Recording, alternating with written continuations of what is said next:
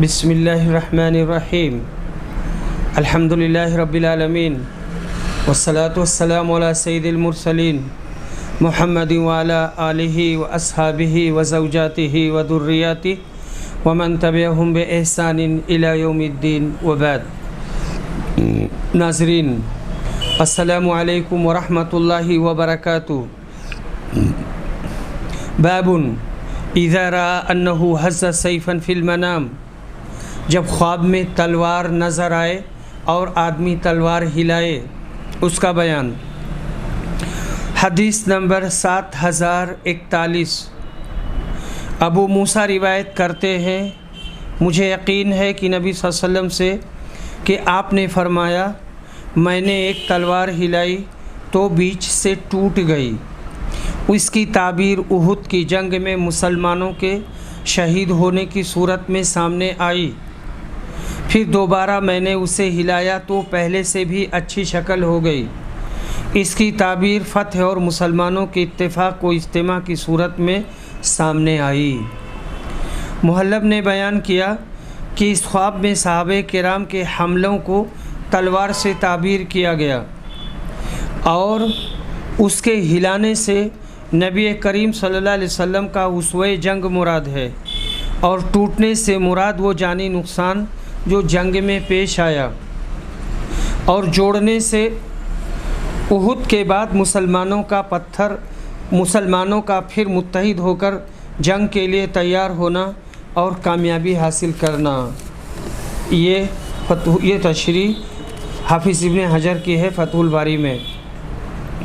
باب من کذب فی الحلم، جھوٹا خواب بیان کرنے کی سزا کا بیان۔ حدیث نمبر 7042۔ ابن عباس روایت کرتے ہیں کہ نبی صلی اللہ علیہ وسلم نے فرمایا، جس نے ایسا خواب بیان کیا جو اس نے دیکھا نہیں، تو اسے 2 جو کے دانوں کو قیامت کے دن جوڑنے کے لیے کہا جائے گا۔ جو کا دانہ دے دیا جائے گا اور کہا جائے گا کہ یہ لو جوڑو، اور وہ اسے ہرگز نہیں کر سکے گا، اس لیے مار کھاتا رہے گا۔ اور جو شخص دوسرے لوگوں کی بات سننے کے لیے کان لگائے جو اسے پسند نہیں کرتے یا اس سے بھاگتے ہیں، تو قیامت کے دن اس کے کانوں میں سیسا پگھلا کر ڈالا جائے گا، اور جو کوئی تصویر بنائے گا اسے عذاب دیا جائے گا، اور اس پر زور دیا جائے گا کہ اس میں روح بھی ڈالے جو وہ نہیں کر سکے گا۔ حدیث نمبر 7043۔ عبداللہ بن عمر رضی اللہ عنہما روایت کرتے ہیں کہ رسول صلی اللہ علیہ وسلم نے فرمایا، سب سے بدترین جھوٹ یہ ہے کہ انسان خواب میں ایسی چیز کے دیکھنے کا دعویٰ کرے جو اس کی آنکھوں نے نہ دیکھی ہو۔ باب اذا رأى ما یکرہ فلا یخبر بها ولا یذکرها، جب کوئی برا خواب دیکھے تو اس کی کسی کو خبر نہ دے اور نہ اس کا کسی سے تذکرہ کرے۔ حدیث نمبر 7044۔ عبد ربہ بن سعید روایت کرتے ہیں، کہتے ہیں کہ میں نے ابو سلمہ سے سنا، انہوں نے کہ میں برے خواب دیکھتا تھا، یعنی یہ کہتے ہیں کہ ابو سلمہ کہ میں برے خواب دیکھتا تھا اور اس کی وجہ سے بیمار پڑ جاتا تھا۔ آخر میں نے حضرت قتادہ سے سنا، انہوں نے بیان کیا کہ میں بھی خواب دیکھتا اور میں بھی بیمار پڑ جاتا۔ آخر میں نے نبی صلی اللہ علیہ وسلم کو یہ فرماتے سنا، اچھے خواب اللہ کی طرف سے ہوتے ہیں، اس لیے جب کوئی اچھے خواب دیکھے تو اس کا ذکر صرف اسی سے کرے جو اسے عزیز ہو، اور جب برا خواب دیکھے تو اللہ کی اس کے شر سے پناہ مانگے اور شیطان کے شر سے، اور 3 مرتبہ تھو تھو کرے اور اس کا کسی سے ذکر نہ کرے، پس وہ اسے کوئی نقصان نہیں پہنچا سکے گا۔ حدیث نمبر 7045۔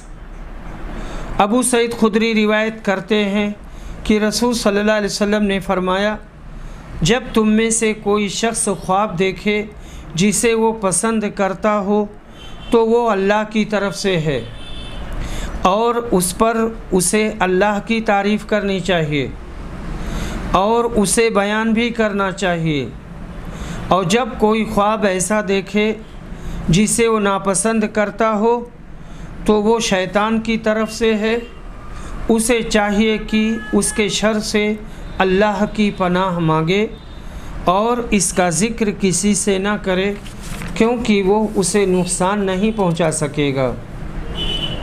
باب من لم یر الرؤیا لاول عابر اذا لم یصب، اگر پہلی تعبیر دینے والا غلط تعبیر دے تو اس کی تعبیر سے کچھ نہ ہوگا، بس خواب جو دیکھا ہے وہ خواب کی وجہ سے ٹینشن میں نہ آئے اور بہت زیادہ سوچے نہ۔ حدیث نمبر 7046، عبداللہ بن عباس روایت کرتے ہیں کہ ایک شخص رسول صلی اللہ علیہ وسلم کے پاس آیا اور اس نے کہا کہ رات میں نے خواب میں دیکھا کہ ایک بادل کا ٹکڑا ہے جس سے گھی اور شہد ٹپک رہا ہے، میں دیکھتا ہوں کہ لوگ انہیں اپنے ہاتھوں میں لے رہے ہیں، کوئی زیادہ اور کوئی کم، اور ایک رسی ہے جو زمین سے آسمان تک لٹکی ہوئی ہے۔ میں نے دیکھا کہ پہلے آپ نے آ کر اسے پکڑا اور اوپر چڑھ گئے، پھر ایک دوسرے صاحب نے بھی اسے پکڑا اور وہ بھی اوپر چڑھ گئے، پھر ایک تیسرے صاحب نے پکڑا وہ بھی چڑھ گئے، پھر چوتھے صاحب نے پکڑا اور وہ بھی اس کے ذریعہ چڑھ گئے، پھر وہ رسی ٹوٹ گئی، پھر جڑ گئی۔ حضرت ابوبکر صدیق نے عرض کیا، اے اللہ کے رسول، میرے ماں باپ آپ پر قربان ہوں، مجھے اجازت دیجیے میں اس کی تعبیر بیان کر دوں۔ نبی صلی اللہ علیہ وسلم نے فرمایا، بیان کرو۔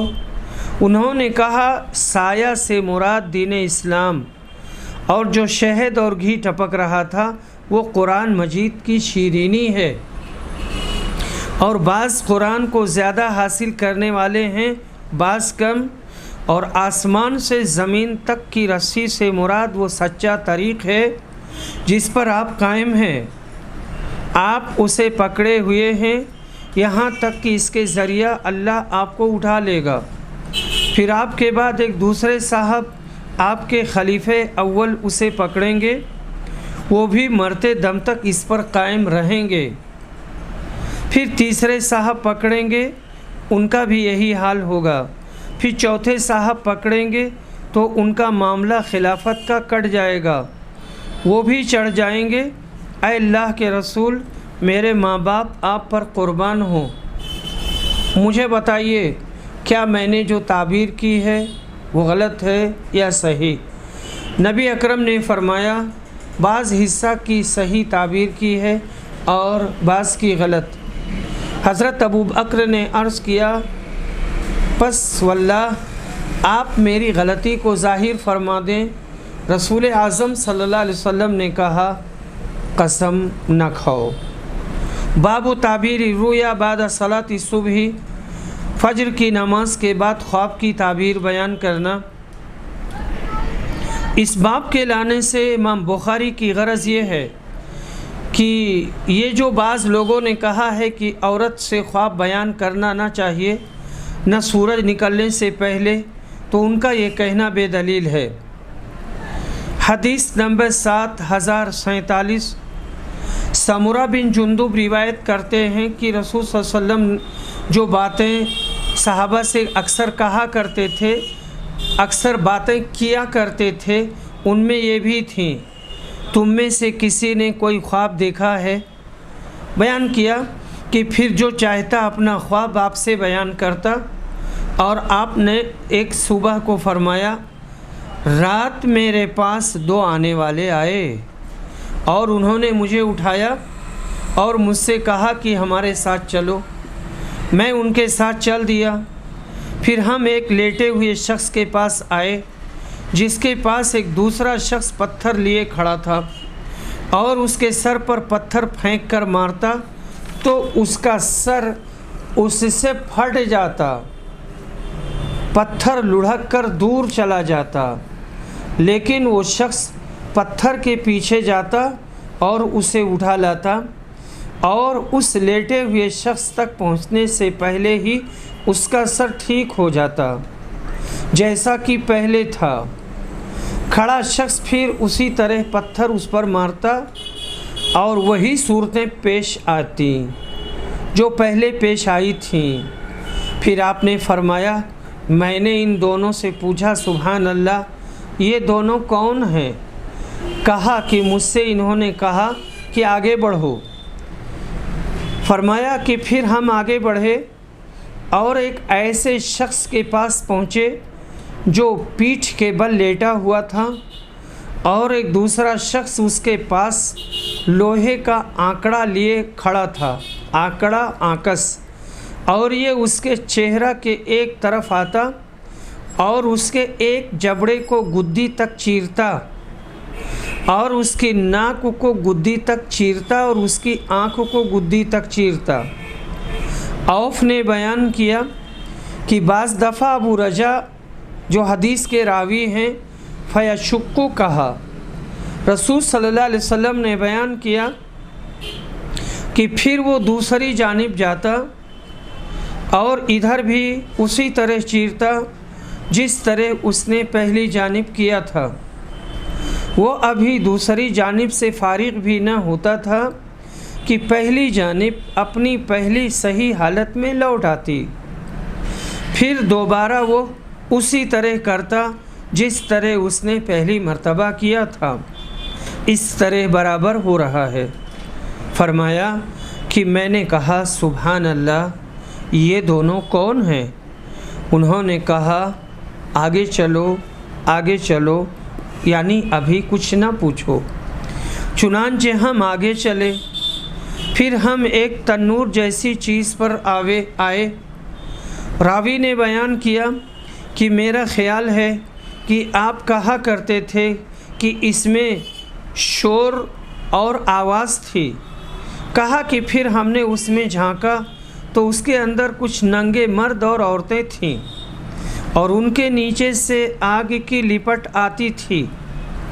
جب آگ انہیں اپنی لپیٹ میں لیتی تو چلانے لگتے۔ رسول اللہ صلی اللہ علیہ وسلم نے فرمایا کہ میں نے ان سے پوچھا، یہ کون لوگ ہیں؟ انہوں نے کہا، چلو چلو۔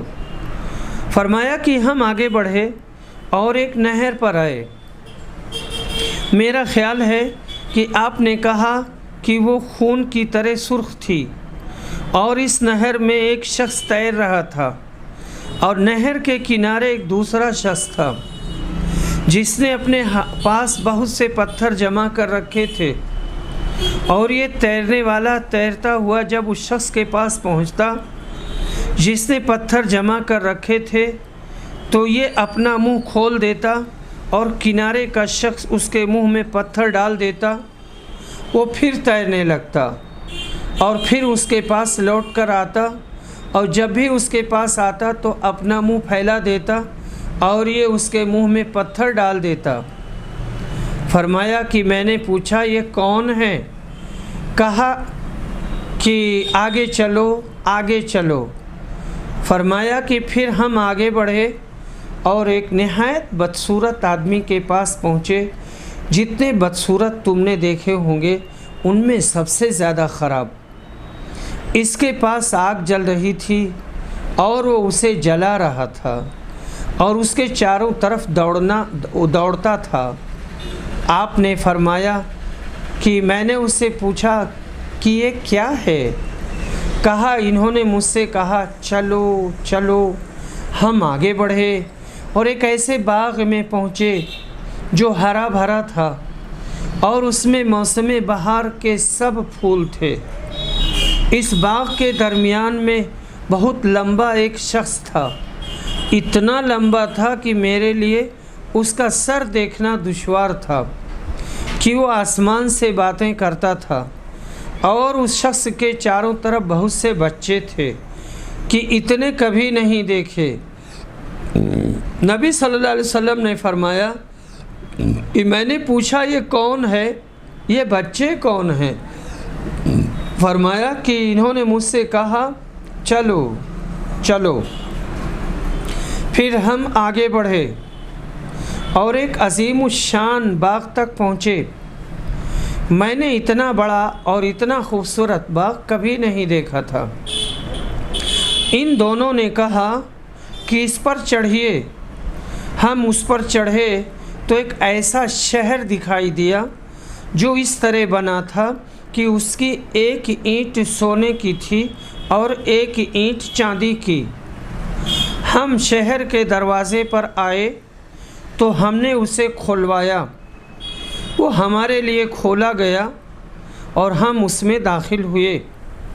ہم نے اس میں ایسے لوگوں سے ملاقات کی جن کے جسم کا نصف حصہ نہایت خوبصورت تھا، آدھا حصہ بہت خوبصورت تھا اور دوسرا آدھا بہت بدنما اور بہت بدصورت۔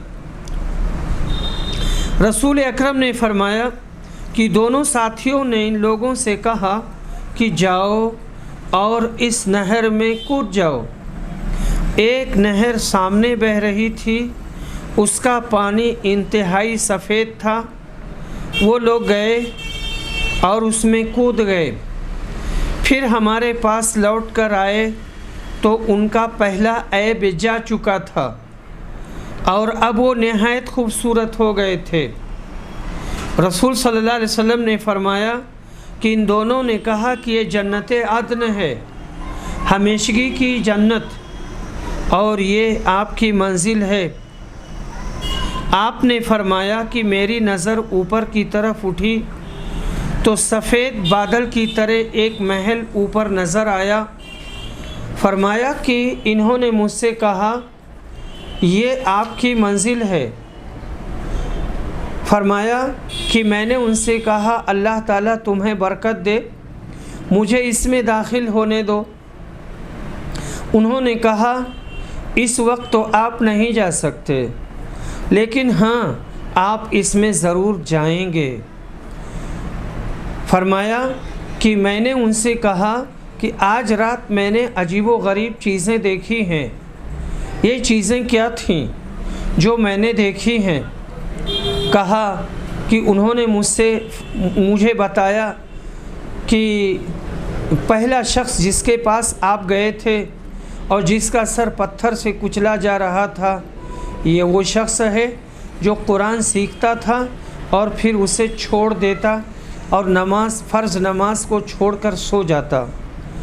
اور وہ شخص جس کے پاس آپ گئے اور جس کا جبڑا گدی تک اور ناک گدی تک اور آنکھ گدی تک چیری جا رہی تھی، یہ وہ شخص ہے جو صبح اپنے گھر سے نکلتا اور جھوٹی خبر تراشتا جو دنیا میں پھیل جاتی، اور وہ ننگے سر اور عورتیں جو تنور میں آپ نے دیکھے، اور وہ ننگے مرد اور عورتیں جو تنور میں آپ نے دیکھے، وہ زناکار مرد اور عورتیں تھیں۔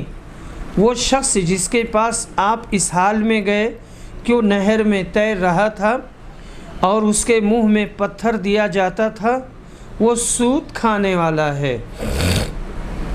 اور وہ شخص جو بدصورت ہے اور جہنم کی آگ بھڑکا رہا ہے اور اس کے چاروں طرف چل پھر رہا ہے، وہ جہنم کا داروغہ مالک ہے۔ اور وہ لمبا شخص جو باغ میں نظر آیا وہ حضرت ابراہیم علیہ السلام ہے، اور جو بچے ان کے چاروں طرف ہیں تو وہ بچے ہیں جو بچپن ہی میں فطرت پر مر گئے ہیں۔ بیان کیا کہ اس پر بعض مسلمانوں نے کہا اے اللہ کے رسول، کیا مشرکین کے بچے بھی ان میں داخل ہیں؟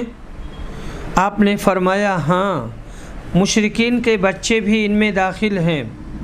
اب رہے وہ لوگ جن کا آدھا جسم خوبصورت اور آدھا بدصورت تھا، تو یہ وہ لوگ تھے جنہوں نے اچھے عمل کے ساتھ برے عمل بھی کیے، اللہ نے ان کے گناہوں کو بخش دیا۔ نبیوں کے خواب بھی وحی کا حکم رکھتے ہیں۔ اس عظیم خواب کے اندر نبی کریم صلی اللہ علیہ وسلم کو بہت سے دوزخیوں کے عذاب کے نظارے دکھلائے گئے۔ پہلا شخص قرآن شریف پڑھا ہوا حافظ قاری مولوی تھا جو نماز کی ادائیگی میں مستعد نہیں تھا۔ دوسرا شخص جھوٹی باتیں پھیلانے والا، افواہیں اڑانے والا، جھوٹی احادیث بیان کرنے والا تھا۔ تیسرے زناکار مرد اور عورتیں تھیں جو ایک تنور کی شکل میں دوزخ کے عذاب میں گرفتار تھے۔ خون اور پیپ کی نہر میں غوطہ لگانے والا، سود بیاج کھانے والا انسان تھا۔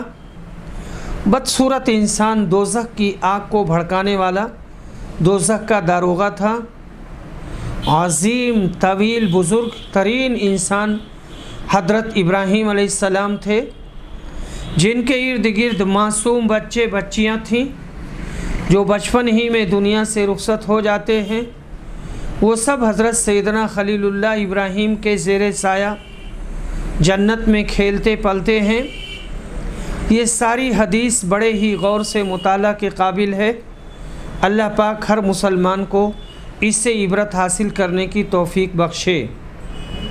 مشرکین اور کفار کے معصوم بچوں کے بارے میں اختلاف ہے، مگر بہتر ہے کہ اس بارے میں سکوت اختیار کر کے معاملہ اللہ کے حوالے کر دیا جائے۔ ایسے جزوی اختلاف کو بھول جانا آج وقت کا اہم ترین تقاضا ہے۔ ویسے اس سے پہلے بھی یہ بات آ چکی ہے اور ہم نے بتایا ہے کہ مشرکین کے نابالغ بچے یہ بھی جنت میں جائیں گے۔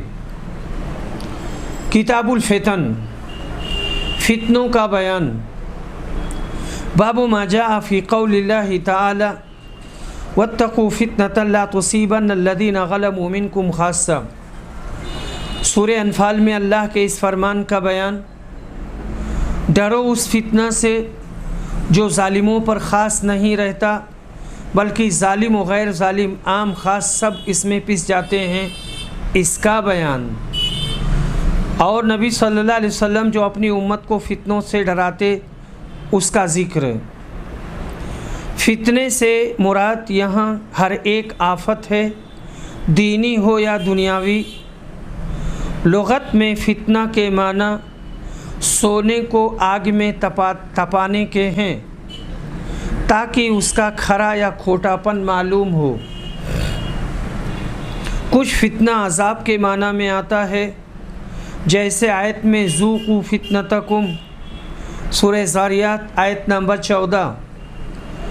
کبھی آزمانے کے معنی میں یہاں فتنے سے مراد گناہ ہے جس کی سزا عام ہوتی ہے، مثلاً بری بات دیکھ کر خاموش رہنا، امر بالمعروف اور نہی عن المنکر میں سستی اور مداہنت کرنا، پھوٹ نا اتفاقی، بدعت کا پھیلانا، جہاد میں سستی وغیرہ۔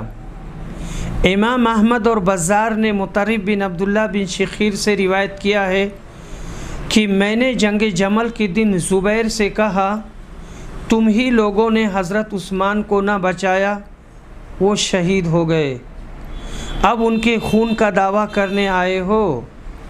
زبیر نے کہا، ہم نے نبی صلی اللہ علیہ وسلم کے زمانہ میں یہ آیت پڑھی، واتقوا فتنة لا تصیبن الذین ظلموا منکم خاصہ، سورہ انفال آیت نمبر 25۔ اور یہ گمان نہ تھا کہ ہم ہی لوگ اس فتنے میں مبتلا ہوں گے، یہاں تک جو ہونا تھا وہ ہوا، یعنی اس بلا میں ہم لوگ خود گرفتار ہوئے۔ یہ اللہ پاک کا محض فضل و کرم ہے کہ حد سے زیادہ نامساعد حالات میں بھی نظر ثانی کے بعد آج یہ پارہ کاتب صاحب کے حوالے کر رہا ہوں۔ یہاں پر یہ مولانا داؤد راز رحمہ اللہ اپنی باتیں کہہ رہے ہیں۔ حدیث نمبر 7048، نافع بن عمر روایت کرتے ہیں ان سے ابن ابی ملیکہ نے کہ نبی صلی اللہ علیہ وسلم نے فرمایا، قیامت کے دن میں حوض کوثر پر ہوں گا اور اپنے پاس آنے والوں کا انتظار کرتا رہوں گا، پھر حوض کوثر پر کچھ لوگوں کو مجھ تک پہنچنے سے پہلے ہی گرفتار کر لیا جائے گا، تو میں کہوں گا کہ یہ تو میری امت کے لوگ ہیں۔ جواب ملے گا کہ آپ کو معلوم نہیں، یہ لوگ الٹے پاؤں پھر گئے تھے۔ ابن ابی ملیکہ اس حدیث کو روایت کرتے وقت دعا کرتے، اے اللہ ہم تیری پناہ مانگتے ہیں کہ الٹے پاؤں پھر جائیں یا فتنہ میں پڑ جائیں، ہمیں فتنے میں نہ ڈال۔ ان احادیث کا مطالعہ کرنے والوں کو غور کرنا ہوگا کہ وہ کسی قسم کی بدعت میں مبتلا ہو کر شفاعت رسول کریم سے محروم نہ ہو جائیں۔ بدعت وہ بدترین کام ہے جس سے ایک مسلمان کے سارے نیک اعمال اکارت ہو جاتے ہیں، اور بدعتی حوض کوثر اور شفاعت نبوی سے محروم ہو کر خائب و خاسر ہو جائیں گے۔ حدیث نمبر 7049 عبداللہ بن مسعود روایت کرتے ہیں کہ نبی اکرم صلی اللہ علیہ وسلم نے فرمایا، میں حوض کوثر پر تم لوگوں کا پیش خیمہ ہوں گا۔ یہاں پر فرق ہے، پیش خیمہ پہلے جانے والے، اور تم میں سے کچھ لوگ میری طرف آئیں گے، جب میں انہیں حوض کا پانی دینے کے لیے جھکوں گا تو انہیں میرے سامنے سے کھینچ لیا جائے گا۔ میں کہوں گا، اے میرے رب، یہ تو میری امت کے لوگ ہیں۔ اللہ فرمائے گا، تم کو معلوم نہیں کہ انہوں نے تمہارے بعد دین میں کیا کیا نئی باتیں نکال لی تھیں اور نئی بدعتیں پیدا کر لی تھیں۔ نئی باتوں سے مراد بدعت مروجہ ہیں۔ تیجا، فاتحہ، چہلم، تعزیہ پرستی، عرس، قوالی وغیرہ سب انہی میں سے ہیں۔ اللہ تعالی ہمیں بدعتوں سے بچائے اور محفوظ رکھے، آمین۔ حدیث نمبر 7050 7051 سہل بن سعد کہتے ہیں کہ میں نے نبی صلی اللہ علیہ وسلم سے سنا، آپ فرماتے تھے، میں حوض کوثر پر تم سے پہلے رہوں گا، جو وہاں پہنچے گا تو اس کا پانی پیے گا، اور جو اس کا پانی پی لے گا وہ اس کے بعد کبھی پیاسا نہیں ہوگا۔ میرے پاس ایسے لوگ بھی آئیں گے جنہیں میں پہچانتا ہوں گا اور وہ مجھے پہچانتے ہوں گے، پھر میرے اور ان کے درمیان پردہ ڈال دیا جائے گا۔ ابو حازم نے بیان کیا کہ نعمان بن ابی عیاش نے بھی سنا کہ میں ان سے یہ حدیث بیان کر رہا ہوں، تو انہوں نے کہا، کیا تو نے سہل سے اسی طرح یہ حدیث سنی تھی؟ میں نے کہا ہاں۔ انہوں نے کہا کہ میں گواہی دیتا ہوں کہ میں نے ابو سعید خدری سے یہ حدیث اسی طرح سنی تھی۔ ابو سعید اس میں اتنا بڑھاتے تھے کہ آپ نے فرمایا، یہ لوگ مجھ میں سے ہیں، یہ لوگ مجھ میں سے ہیں۔ نبی صلی اللہ علیہ وسلم سے اس وقت کہا جائے گا کہ آپ کو معلوم نہیں کہ آپ کے بعد انہوں نے کیا تبدیلیاں کر دی تھیں۔ میں کہوں گا کہ دوری ہو ان کے لیے جنہوں نے میرے بعد دین میں تبدیلیاں کر دی تھیں۔ متفق علیہ۔ یہ اسلام سے مرتد ہو گئے تھے اور اسلام سے پھر گئے تھے۔ حافظ ابن حجر کہتے ہیں، اس صورت میں تو کوئی اشکال نہ ہوگا، اگر بدعتی یا دوسرے گنہگار مراد ہوں تو بھی ممکن ہے کہ اس وقت حوض پر آنے سے روک دیے جائیں۔ معاذ اللہ، دین میں نئی بات یعنی بدعت کا نکالنا کتنا بڑا گناہ ہے۔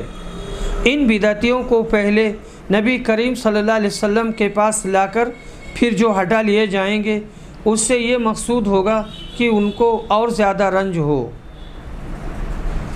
اور یہاں پر ایک شعر نقل کیا گیا ہے کہ قسمت کی بد نصیبی ٹوٹی کہاں کمند، قسمت کی بد نصیبی ٹوٹی کہاں کمند، دو چار ہاتھ جب کی لبے بام رہ گیا۔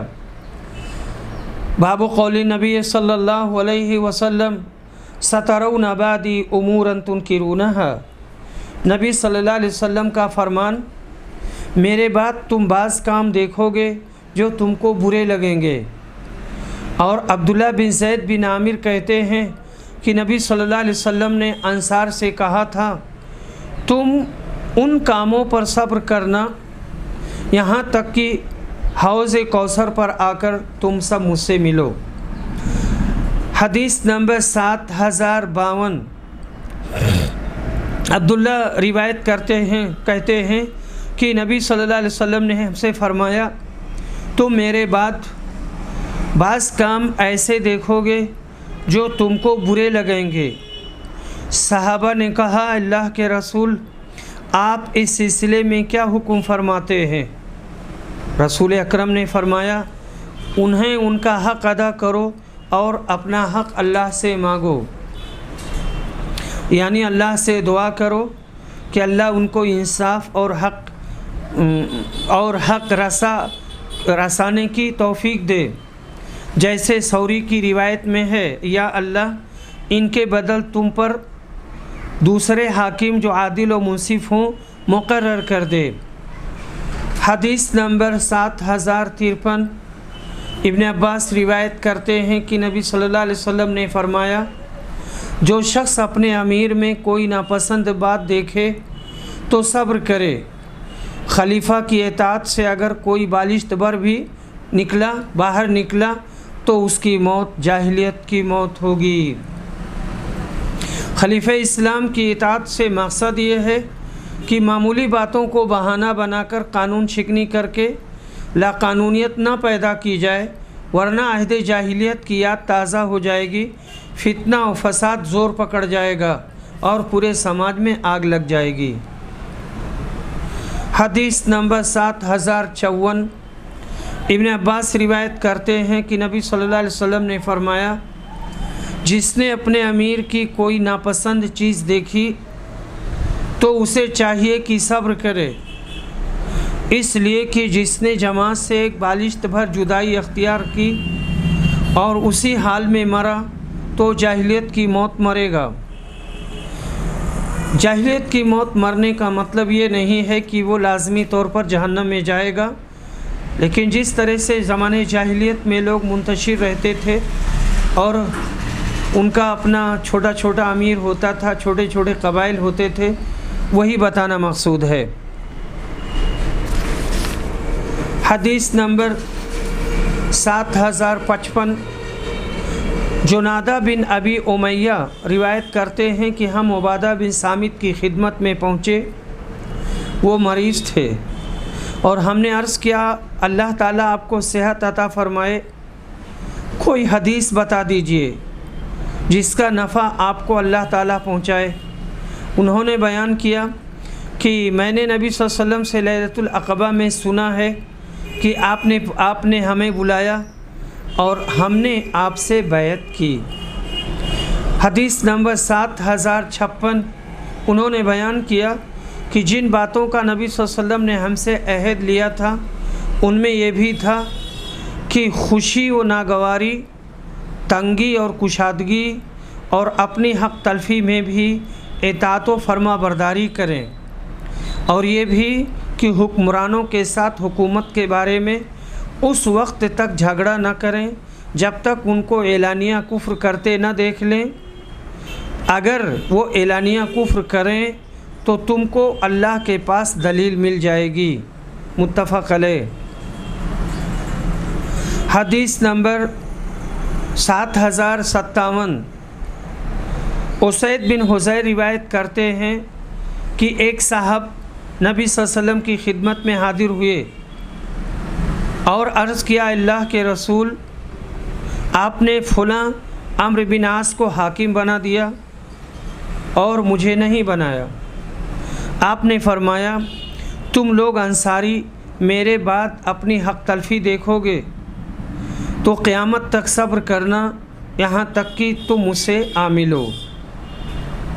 حدیث نمبر 7058 اور اس کا باب ہے باب و قولی نبی صلی اللہ علیہ وسلم ہلاک امتی علی ید اغیلمت صفہاء۔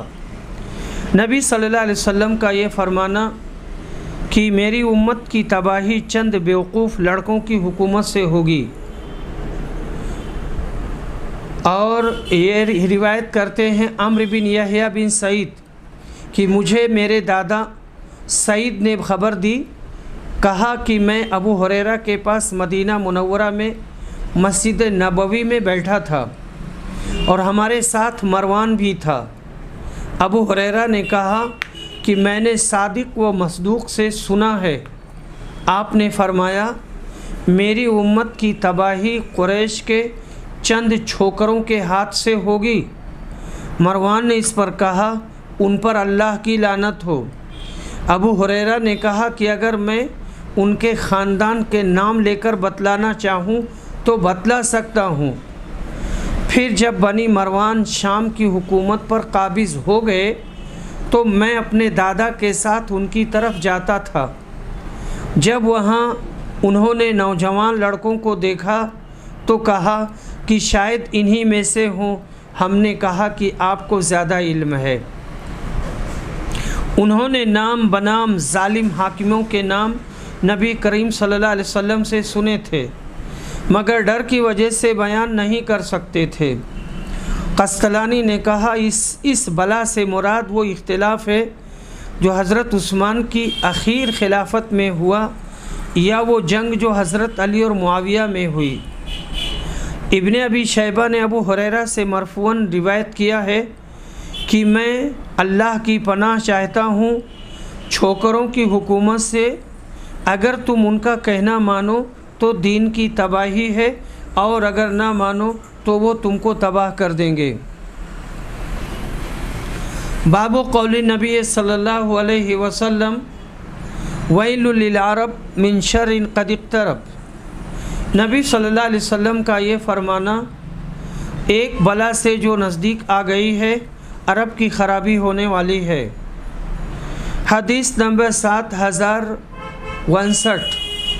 زینب بنت جہش روایت کہتی ہیں کہ نبی صلی اللہ علیہ وسلم نیند سے بیدار ہوئے تو آپ کا چہرہ سرخ تھا اور آپ فرما رہے تھے اللہ کے سوا کوئی معبود نہیں، عربوں کی تباہی اس بلا سے ہوگی، عربوں کی تباہی اس بلا سے ہوگی جو قریب آ چکی ہے۔ آج یاجوج ماجوج کی دیوار میں سے اتنا سوراخ ہو گیا۔ ابو سفیان نے 90 یا 100 کے عدد کے لیے انگلی باندھی۔ پوچھا گیا کیا ہم اس کے باوجود ہلاک ہو جائیں گے کہ ہم صالحین میں بھی ہوں گے؟ فرمایا ہاں، جب بدکاری بڑھ جائے گی تو ایسا ہی ہوگا۔ حدیث نمبر 7060۔ اسامہ بن زید روایت کرتے ہیں کہ نبی صلی اللہ علیہ وسلم مدینے کے محلوں میں سے ایک محل پر چڑھے اور فرمایا میں جو کچھ دیکھتا ہوں تم بھی دیکھتے ہو؟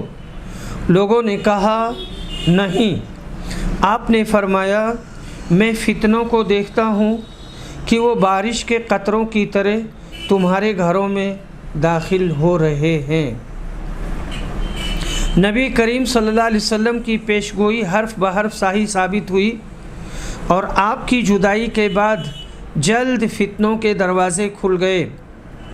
حضرت اسامہ بن زید بن حارثہ قزائی ام ایمن کے بیٹے ہیں جو نبی کریم کے والد ماجد جناب عبداللہ کی لونڈی تھیں، جنہوں نے نبی صلی اللہ علیہ وسلم کو گود میں پالا تھا۔ اسامہ حضرت کے محبوب حضرت زید کے بیٹے تھے اور زید بھی آپ کے بہت محبوب غلام تھے۔ وفات نبوی کے وقت ان کی عمر 20 سال کی تھی اور بعد میں یہ وادی القریٰ میں رہنے لگے تھے۔ حضرت عثمان غنی کی شہادت کے بعد وہیں وفات پائی۔ باب ظہور الفتن، فتنوں کے ظہور کا بیان۔ حدیث نمبر 7061۔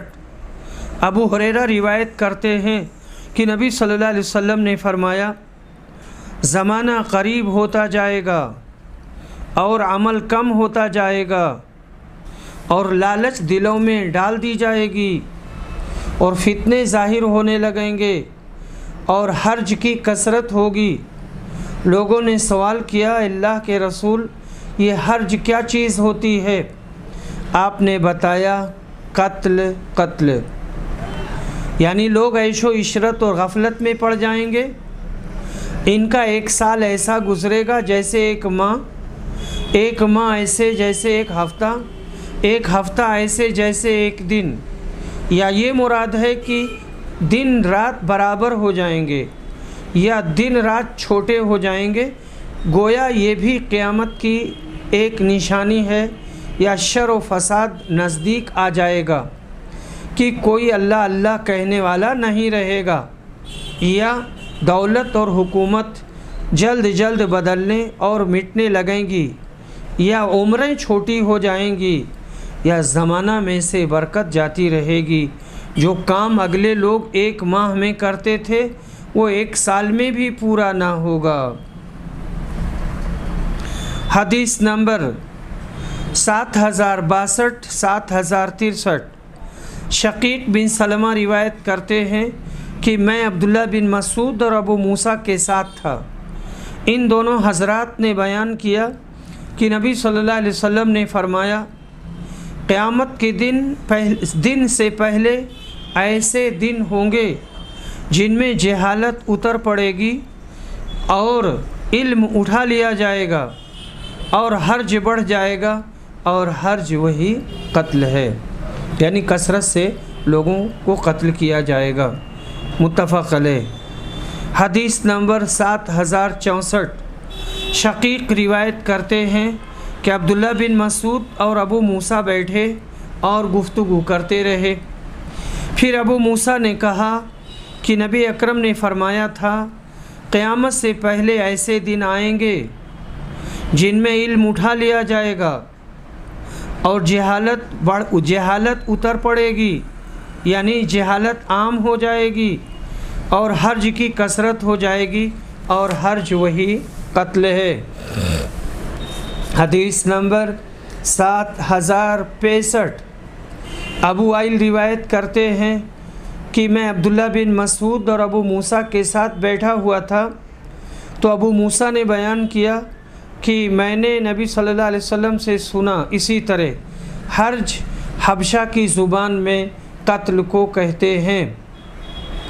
حدیث نمبر 7066 ابو وائل روایت کرتے ہیں عبداللہ بن مسعود سے، اور یہ کہتے ہیں کہ میرا خیال ہے کہ اس حدیث کو انہوں نے مرفوعاً بیان کیا ہے، قیامت سے پہلے حرج کے دن ہوں گے جن میں علم ختم ہو جائے گا اور جہالت غالب آ جائے گی۔ ابو موسیٰ نے بیان کیا کہ حبشی زبان میں حرج قتل کے معنی میں ہے۔ حدیث نمبر 7067 عبداللہ بن مسعود روایت کرتے ہیں کہ آپ وہ حدیث جانتے ہیں جو نبی صلی اللہ علیہ وسلم نے حرج کے دنوں کے متعلق بیان کی۔